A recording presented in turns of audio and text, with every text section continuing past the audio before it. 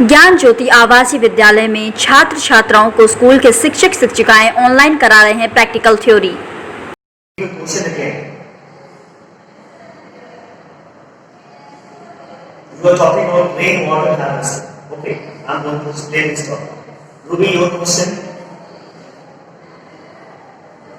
Ruby, you are not audible to me. Please write the question in the chat box. Ruby, you are not audible to me. So please write the question in the chat box. Okay? So Sahil was asking about the rainwater harvesting. It is a process to conserve water. This process, yes, Pragya? Pragya, is there any question of you? Yes, tell me.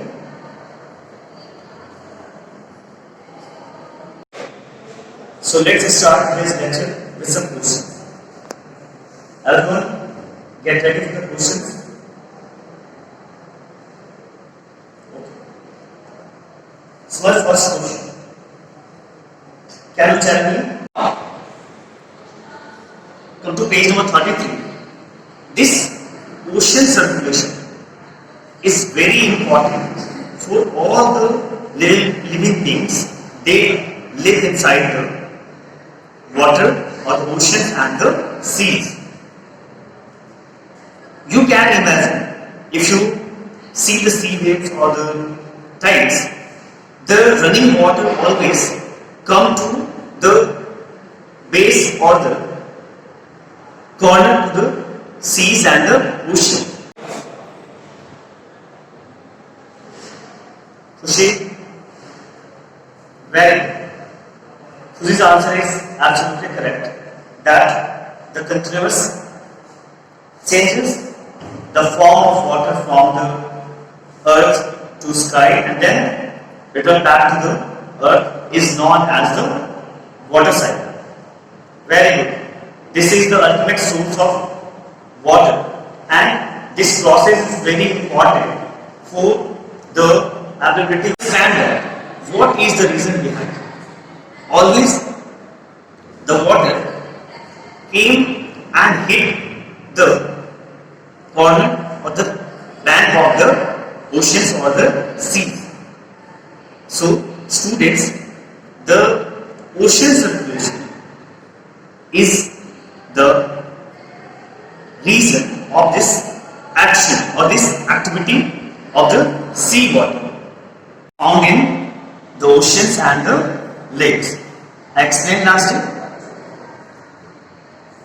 I also explained that the 97% of water is very less useful for us because it is either salty, and salty water is not very much useful for us. I explained last day. Okay, good. So today I am going to explain the next topic of this chapter. The name of this topic is ocean circulation. Okay students, today's our hands-on activities name is eclipse. Do you know what is eclipse? Students, do you know what is eclipse? What is the Hindi meaning of eclipse? Hindi meaning of eclipse is ग्रहण. eclipse को हिंदी में क्या बोलते हैं बेटा? ग्रहण. ठीक है? तो today we will start the hands-on activity about eclipse. What happened? Eclipse में क्या होता है? There are two types of eclipse. Solar eclipse and second one is lunar eclipse. First one is solar eclipse and second one is lunar eclipse. क्या होता है eclipse में?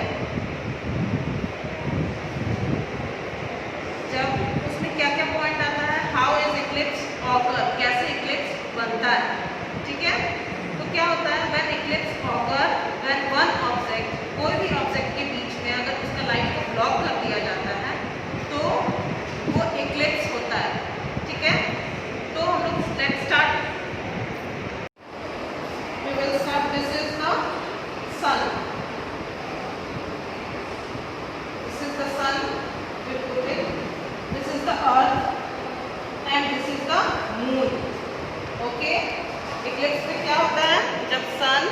अर्थ और moon तीनों मिलकर इक्लिप्स बनाते हैं, ठीक है। This is the sun, this is the moon and this is this is the earth and this is the moon. Let's start.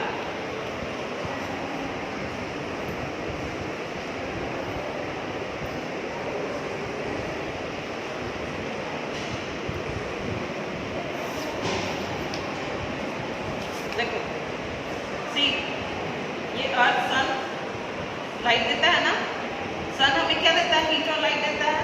तो ये मैंने इसका स्टार्ट किया, ठीक है, इसमें बैटरी लगाकर मैंने इसकी लाइट को ऑन किया, ठीक है। अब ये हम लोग मूव करेंगे तो क्या होगा, इसमें हमारा अर्थ, ठीक है, ये बीच में आ जाएगा। देखो लिसन, ये हम लोग मूव किए, मूव हो रहा है, तो आपको क्या दिख रहा है स्टूडेंट? ये मैंने मूव किया तो क्या हुआ, ये सन, ये अर्थ और ये क्या हुआ, ये मून है, ठीक है। तो ये सन का जो लाइट है, देखो यहाँ पे दिख रहा होगा ना, मून की वजह से इस अर्थ पर नहीं पहुंच पा रहा है, नहीं पहुंच पा रहा है ना। तो क्या हो रहा है, ये सन का जो लाइट है यहाँ मून ब्लॉक कर रहा है, सन के लाइट को मून अर्थ पे जाने से ब्लॉक कर रहा है,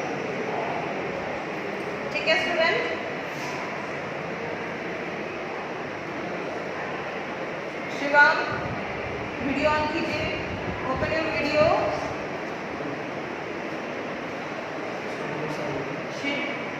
good morning student, good morning Shivam. Rashi, open your video. Okay, Shivam, see, this is our sun, okay, this is our sun, this is earth and this is moon, okay. Today's topic is eclipse, today's topic is eclipse, okay. What is the Hindi meaning of eclipse? ग्रहण, very nice, ग्रहण। तो क्या होता है ग्रहण में, जब सन के लाइट को कोई भी ऑब्जेक्ट, दो ऑब्जेक्ट के बीच में अगर तीसरा कोई ऑब्जेक्ट आ जाता है और बीच में लाइट उसकी ब्लॉक हो जाती है, ब्लॉक मतलब रुक जाती है, तो वो शैडो बनता है। क्या होता है, शैडो बनता है, परछाई। शैडो को हिंदी में क्या बोलते हैं, परछाई। आप लोग परछाई देखते हो, शैडो देखते हो, कहाँ बनता है shadow? Madam, as academy director Gyan Jyoti आवासीय विद्यालय में हमेशा कुछ न कुछ नया होते रहा है। अभी जो लॉकडाउन की स्थिति बनी हुई है और जो अभी कोरोना का कहर है, जिसके चलते तमाम विद्यालय में पढ़ाई यदि देखी जाए तो बाधित ही कही जा सकती है। कहीं कहीं ऑनलाइन क्लासेस चल रहे हैं। ऐसे आपके विद्यालय ने शुरुआत किया है। हमेशा से आप लोगों ने, चाहे वो बंदी की स्थिति रही हो या जब भी, आपने हमेशा कुछ न कुछ नया किया है। अभी आपके विद्यालय में नया क्या हो रहा है, क्या बताना चाहेंगे?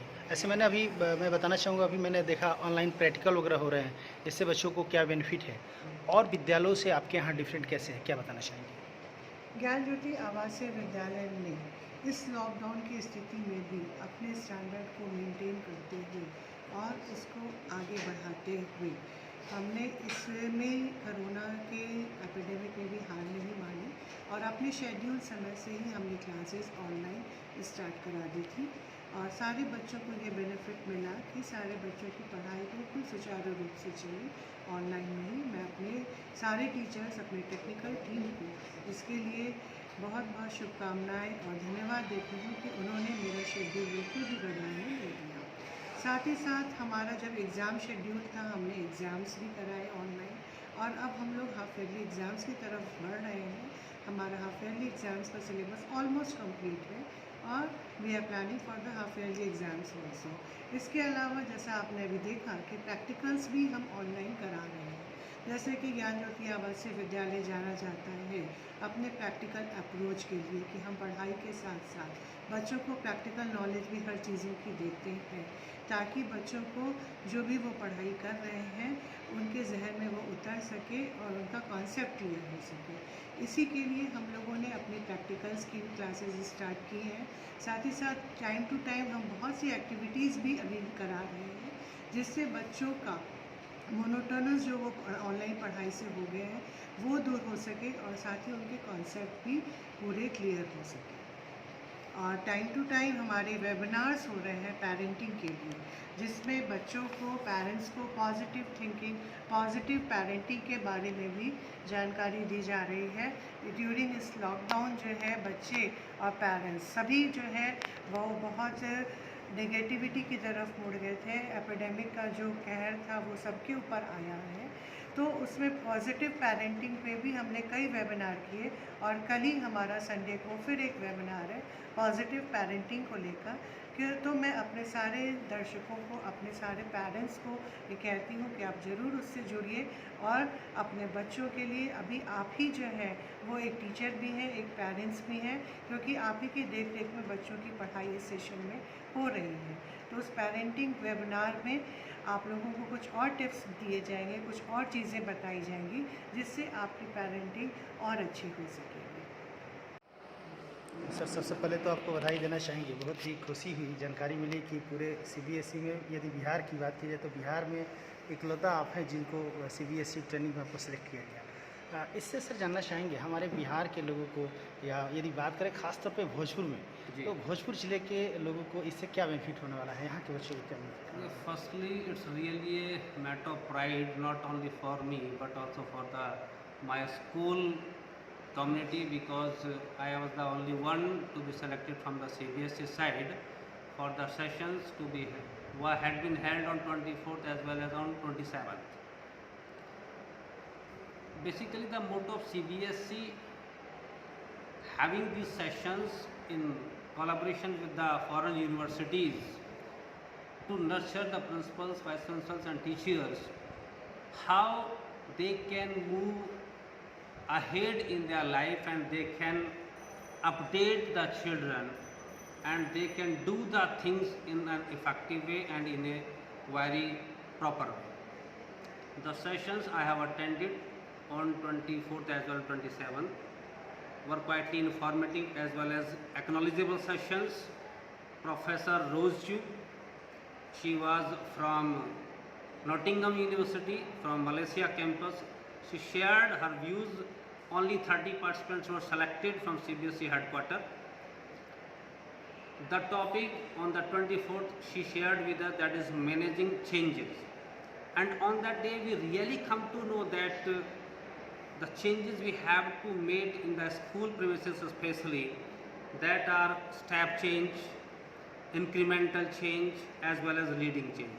But in the past mostly the people were aware only about two types of the changes, physical change and chemical change. That was really an interesting fact to know that we have to make these changes and how we can move either in these ways, step change and incremental change as well as leading change. And the second section that I was in present on 27th, it was really also a very amazing session. It was based basically on that quality assurance. How the students as well as how the teachers, how the management, how the principals can maintain the quality in all aspects in the school. Basically, whole the day we do the different activities in the school. Not only me, all the school administration part, teachers, principals, vice principal, to the different type of that. Sir जानना चाहेंगे, थोड़ा सा आप इसको हिंदी में explain करेंगे तो जो अभिभावक है वो भी अच्छी तरह से समझ पाएंगे। थोड़ा सा हम जानना चाहेंगे कि चूँकि हिंदी खबर है हमारी, तो निश्चित तौर से हिंदी में यदि जाता तो जी। देखिए, पहले तो मैं CBSE को अपनी तरफ से बहुत बहुत धन्यवाद देना चाहूँगा कि CBSE ने मुझे 24 अगस्त और 27 अगस्त को जो CBSE हमारी foreign university, Nottingham university, Malaysia campus के साथ एक प्रोग्राम में पार्टिसिपेट करने का मौका दिया, उसके लिए बहुत बहुत धन्यवाद। तो 24 को जो बेसिकली टॉपिक था वो टॉपिक था कि हम चेंजेस को कैसे मैनेज करें। अभी तक सभी लोग दो ही टाइप के चेंजेस के बारे में जानते थे, जिनको हम फिजिकल चेंज और केमिकल चेंज के नाम से जानते हैं। बट बेसिकली उस सेशन के अटेंड करने से हमें ये पता चला कि और टाइप के भी चेंजेस होते हैं, जिनको स्टेप चेंज, इंक्रीमेंटल चेंज और लीडिंग चेंज के नाम से जाना जाता है। और ये चेंजेस किस किस तरीके से होते हैं, उनको कैसे कैसे हम मैनेज करते हैं, उनके क्या क्या बेनिफिट्स होते हैं इस स्कूल प्रीमिसेस के अंदर, स्कूल कैंपस के अंदर। दूसरा जो हमारा सेशन था वो क्वालिटी एश्योरेंस को था, जो 27 को प्रोफेसर रोज चुंग ने लिया। वो बहुत ही कैलिबर है लेडी हैं, आउटस्टैंडिंग लेडी हैं, जिन्होंने ये हमारे सेशन लिए। और जो हमारा क्वालिटी एश्योरेंस सेशन था, उन्होंने हमें ये सारी चीज़ें शेयर करी कि हम लोग जो एक दिन प्रतिदिन की जो हमारी क्रियाएं या क्रियाकलाप, एक एक्टिविटीज़ जो भी हमारी स्कूल के अंदर होती हैं, उनको दो पार्ट्स में डिवाइड किया, एक क्वालिटी एश्योरेंस और दूसरा क्वालिटी कंट्रोल। अब जैसे टीचर्स, प्रिंसिपल्स, मैनेजमेंट्स, सबके अपने अपनी अलग एक्टिविटीज़ होती हैं। जैसे हम बात करते हैं फीडबैक का, क्वेश्चन पेपर डिज़ाइन का, क्लासरूम असेसमेंट का, और बहुत सारी एक्टिविटीज़ हैं जो हमें प्रतिदिन स्कूल के अंदर करनी पड़ती हैं। तो उन सभी एक्टिविटीज़ को उन्होंने एक बहुत अच्छे तरीके से समझाया कि ये क्वालिटी एश्योरेंस का पार्ट है, क्वालिटी कंट्रोल का पार्ट है। और उन सारी चीज़ों को अगर हम प्रैक्टिकली स्कूल के अंदर इम्प्लीमेंट करते हैं, मैं नहीं, ये सभी प्रिंसिपल्स, टीचर्स और सभी इवन बच्चों की भी अगर हम बात करते हैं जो हमारे यहाँ पढ़ते हैं, वो भी अगर इन चीज़ों को अपनी प्रैक्टिकल लाइफ में यूटिलाइज करते हैं तो उनको अपने आने वाले जीवन के अंदर बहुत सारे फ़ायदे मिलेंगे, बहुत सारे बेनिफिट्स मिलेंगे, और वो अपनी जीवन को एक अच्छी तरीके से सार्थक रूप में आगे बढ़ा पाएंगे और एक अच्छा नेशन बनने के लिए जो चीज़ चाहिए होती है एक विद्यार्थी के अंदर, उन गुणों का उनके अंदर अच्छे तरीके से विकास होता है।